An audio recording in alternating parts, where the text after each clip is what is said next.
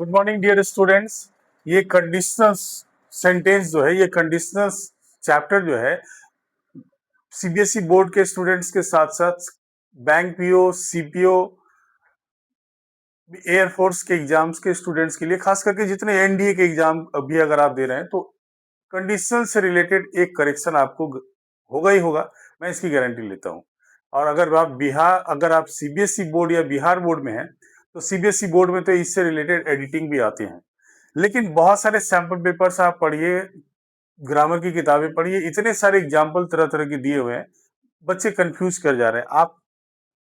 मैं आपको बता रहा हूँ, बस 5 मिनट के लिए ये पांचों सेंटेंस देखिए, मैं 5 सेंटेंस के एग्जाम्पल्स में पूरे कंडीशनल्स को क्लियर कर दूंगा, ध्यान से सुनिएगा खाली।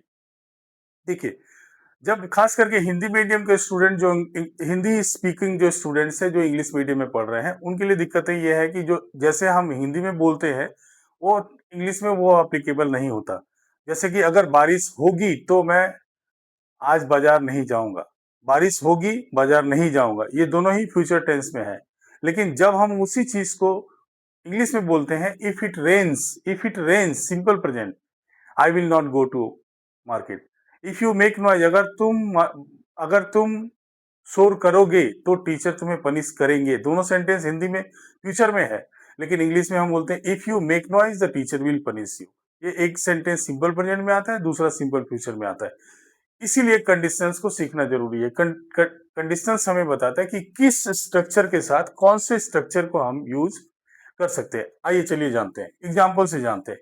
ये जो सेंटेंस है ना, कंडीशनल के जो सारे सेंटेंसेस है, कुछ कुछ बुक में कंडीशनल्स कहते हैं, कुछ कुछ बुक में कंडीशनल्स क्लॉजेस कहते हैं। क्लॉजेस इसलिए कहते हैं क्योंकि कोई भी एक कंडीशनल सेंटेंस जो है ना, दो क्लॉज से बनता है।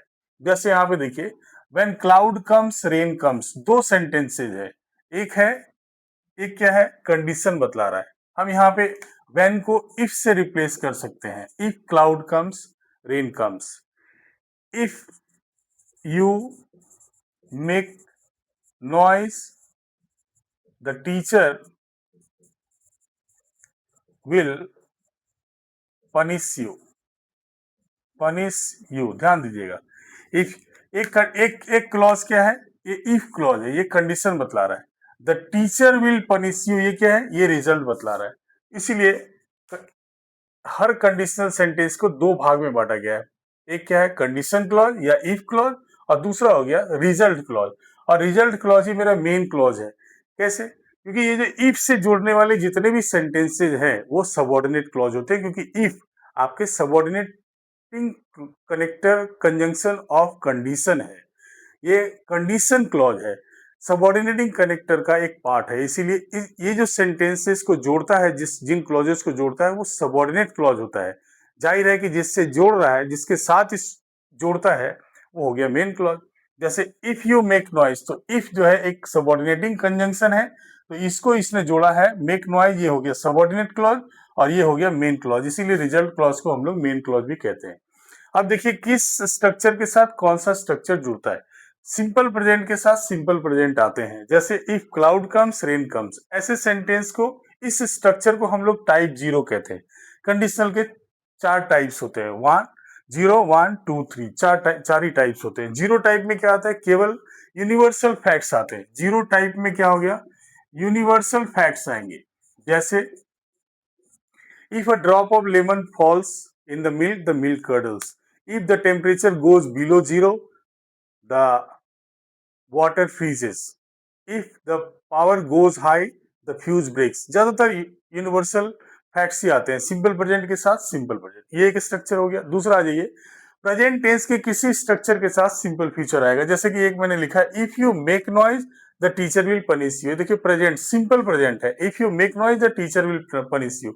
हम बोल सकते हैं if you are making noise you will be punished, if you have committed something wrong, if you have made noise, if the monitor has written your name, present perfect है, the teacher will punish you।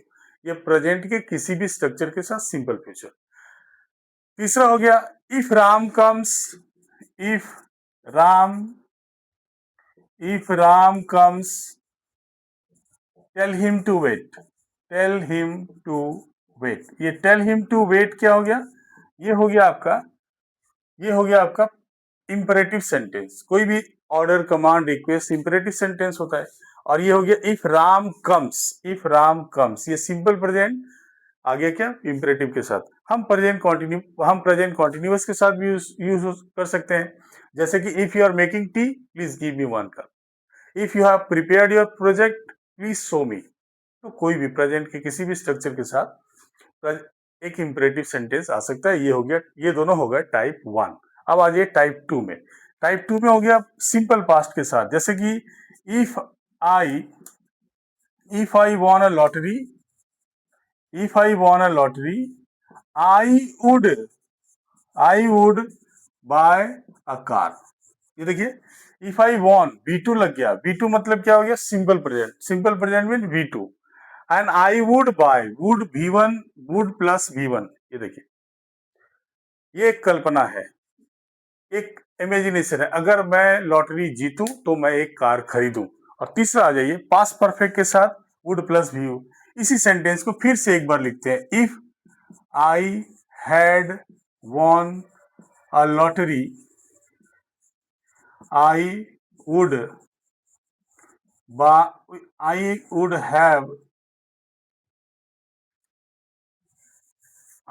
Have bought a car. ये देखिए past perfect आया, if I had von a lottery I would have von a car. ये हो गया क्या, ये would have plus V3। अब एक चीज आप ध्यान दीजिएगा डियर स्टूडेंट्स, ये जो सिंपल पास्ट और पास्ट परफेक्ट है ना, इनको हम लोग कहते हैं सपोजिशन कंडीशनल। सपोजिशन का मतलब होता है कल्पना करना। ये केवल कल्पना में आ रहा है, ये रियलिटी में। अगर मैं एक लॉटरी जीतूं तो मैं एक कार खरीदूं, हम सपोज कर रहे हैं। और ये हो गया अगर मैं लॉटरी जीता होता तो मैं एक कार खरीदा होता। इसको तो थर्ड कंडीशनल है, इसको तो ऑलमोस्ट इम्पॉसिबल कंडीशनल भी बोलते हैं, इम्पॉसिबल कंडीशनल। और ये सब जो हो गया ना, इसको हम लोग बोलते हैं ट्रू। ये सब जो तीनों हो गए, ये इसको बोलते हैं ट्रू कंडीशनल्स। ये पॉसिबल होता है, जबकि ये दोनों पॉसिबल नहीं है। ये तो कल्पना में है, शायद पॉसिबल हो भी जाए, ये बिल्कुल इम्पॉसिबल कंडीशनल है। एडिटिंग में क्या आता है, एडिटिंग में आता है कि आपको वो क्या करेगा, जानबूझकर इफ वाले साइड में वुड यूज कर दिया, उधर वाले साइड में हैड यूज कर दिया। इस बात का ध्यान रखना है, ज्यादातर केसेस में यही होता है। कई बार इफ वाले साइड में विल यूज कर दिया, if you will make noise the teacher punishes you. इस तरह से आपको कंफ्यूज करने के लिए देते हैं, यही एडिटिंग में आता है।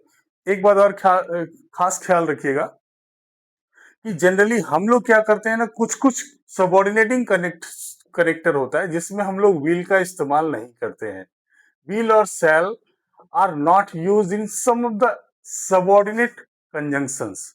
सम ऑफ द सबऑर्डिनेट कंजंक्शंस में कौन कौन आ गया, जैसे आ गया बिकॉज, इफ आ गया, बिकॉज हो गया, जैसे कि सो दैट हो गया। इन सब के साथ हम लोग कभी भी विल या वुड का इस्तेमाल, विल, शैल, शुड या वुड का इस्तेमाल अवॉइड करेंगे। कैन, में वगैरह लिख सकते हैं। इसीलिए this is the reason why we do not use, हम लोग ये, that is why we do not say if I would win a lottery. हम लोग कहते हैं if I won a lottery.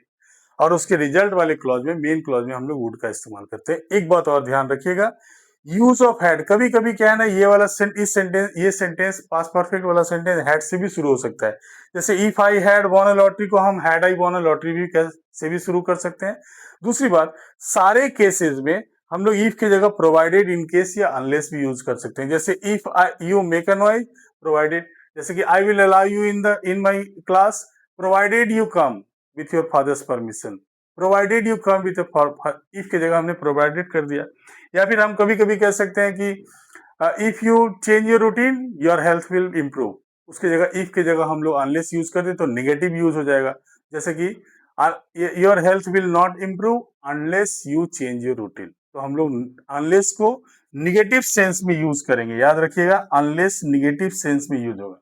और कभी कभी इनकेस भी होता है, if the patient feels uncomfortable give this pill with warm water. If the patient feels uncomfortable, if की जगह हम लोग लिख सकते हैं in case the patient feels uncomfortable.